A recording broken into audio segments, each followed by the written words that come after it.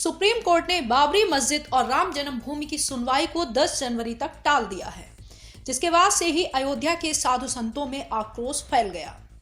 संतों ने नाराजगी जाहिर करते हुए बीजेपी सरकार को सबक सिखाने की ठान ली है। उनका कहना है कि मोदी और योगी सरकार को 2019 के चुनाव में अब सबक मिलेगा। जिस तरह से केंद्र और प्रदेश में हम लोगों ने सरकार बनाई थी, उसी तरह 2019 में बीजेपी को उखाड़ फेंकेंगे। संतों का कहना है कि मोदी और योगी को हमने सभी जगह महापौर से लेकर विधायक और राष्ट्रपति दिए हैं, अब क्या दिया जाए। परमहंसदास तपस्वी जी की छावनी के महंत ने कहा कि 10 जनवरी से शुरू हो रही सुनवाई निर्णायक होगी। इसके बाद यदि सुनवाई टाली जाती है तो धैर्य टूटेगा और न्यायपालिका से विश्वास उठ जाएगा। माननीय उच्चतम न्यायालय का हमें तो लग रहा है कि अब जो भी न्यायाधीश हैं बहुत गंभीर हो गए हैं और उनको अब लग रहा है कि जन भावनाओं का आदर करना प्रथम जो है तो कार्य होना चाहिए। क्योंकि यदि उच्चतम न्यायालय को इसको अगर टाल मटोल करना होता तो 15 दिन टालते, 1 महीना टालते, 2-4 दिन में कोई नहीं। 2-4 दिन वो अपनी तैयारी के लिए हैं और 10 तारीख संख्या बहुत अच्छी है। महाराज दशरथ का नाम 10 से जो शुरू हो रहा है, ये ज्योतिष के हिसाब से सही गणित है। लेकिन ये भी बात सही है कि 10 के बाद यदि सुप्रीम कोर्ट डेट टालेगा तो जैसा कि माननीय राष्ट्रपति महोदय श्री रामनाथ कोविंद जी ने कहा था कि देर से मिला हुआ न्याय भी अन्याय के बराबर होता है, तो फिर वही हाल हो जाएगा कि न्यायपालिका से हम लोगों का विश्वास उठेगा और फिर हम लोग इस कोर्ट का बहिष्कार करके फिर राम कोर्ट, अगर लाड के लिए हम जो है बहुत प्रतीक्षा किए मीलाड के चक्कर में, अगर मीलाड जो है लाड को फिर उसी टाट पट्टी में रखना चाहेंगे तो हम लोग मीलाड को किनारे करके और लाड के मंदिर के निर्माण के लिए आगे बढ़ेंगे।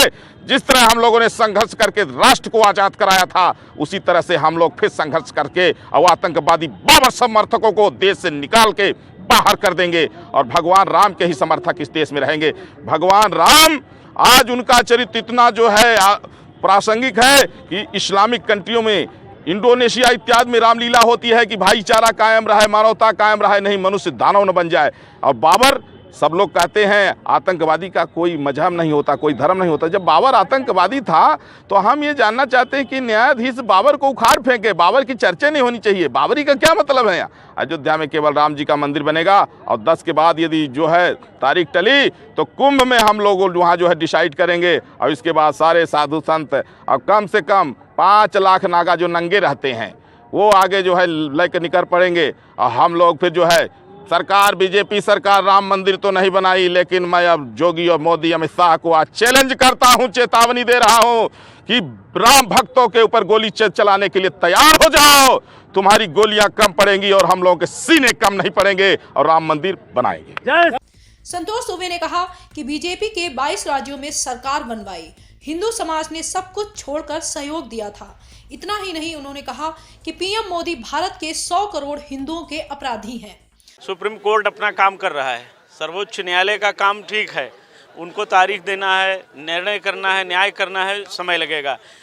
जिसके लिए हम लोगों ने भारतीय जनता पार्टी को वोट दिया था, भारतीय जनता पार्टी का प्रधानमंत्री बनवाया, 22 राज्यों में सरकार बनवाई, हिंदू समाज ने सब छोड़कर इनको सहयोग दिया था। उन्होंने क्या किया? उन्होंने तो न अध्यादेश लाया, न उन्होंने कानून बनाया। इसलिए भारत माता के श्री राम जन्मभूमि के 100 करोड़ से अधिक हिंदुओं के अपराधी हैं नरेंद्र मोदी, और इसका दंड उनको 19 के चुनाव में भुगतना होगा। इसका जवाब उनसे लिया जाएगा और नगद जवाब देना पड़ेगा, अब बचेंगे नहीं वो। सुनवाई को टाले जाने के बाद राम जन्मभूमि के पुजारी आचार्य सत्येंद्र दास ने कहा कि सुनवाई टाले जाने से सरकार ने हिंदू समाज को निराश किया है और अब सरकार के मुकरने के बाद कोर्ट भी मुकर रही है। और कोर्ट ने आज निश्चित किया था कि 4 तारीख से सुनवाई करेंगे। आशा था कि प्रतिदिन सुनवाई होगी, लेकिन जिस प्रकार से इसको फिर टाल दिया तो वही जो कहा जाता है तारीख पर तारीख, तो इसी प्रकार से कितना समय लगेगा इसके संबंध में कहा नहीं जा सकता। अगर मान लीजिए दोबारा फिर तारीख टलती है 10 तारीख को भी, तो विकल्प क्या रह जाता है? देखिए, विकल्प एकमात्र यही रहा कि राम जन्मभूमि का समस्या जो है कोर्ट समाधान कर देगी। अब तारीख यदि 10 के बाद फिर बदलती है तो अभी तक जो निराशा ही रहेगा। वहीं बाबरी मस्जिद के पक्षकार इकबाल अंसारी ने कहा कि कोर्ट पर किसी का दबाव नहीं है, कोर्ट जो भी फैसला करेगा वो लोगों को मानना पड़ेगा। कोर्ट आज फैसला करे, अभी करे, कोर्ट का ही फैसला माना जाएगा। सर्वोच्च न्यायालय का काम न्याय करना है। अयोध्या से एनडीटीवी भारत के लिए अश्विनी सोनकर की रिपोर्ट। देश दुनिया की ताज़ा तरीन खबरों से रूबरू होने के लिए सब्सक्राइब कीजिए आपका अपना चैनल एनडीटीवी भारत।